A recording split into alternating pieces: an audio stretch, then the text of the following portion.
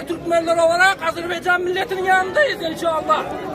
Sizge Karabağ, ya. Azerbaycan'ın Karabağ. Ya Muhammed ya Ali. Merdoğullar ileri.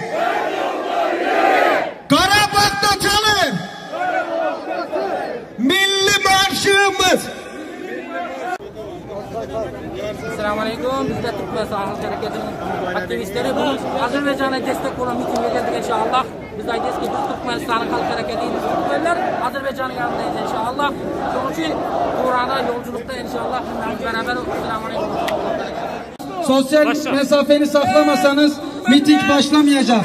Fahiş edirem. Metbuatın çekmeyi için. Arka taraflar boştu. Fahiş edirem, sosyal mesafeni saklayın. Aziz soydaşlar, dikkat dikkat. Dikkat dikkat. Milletimiz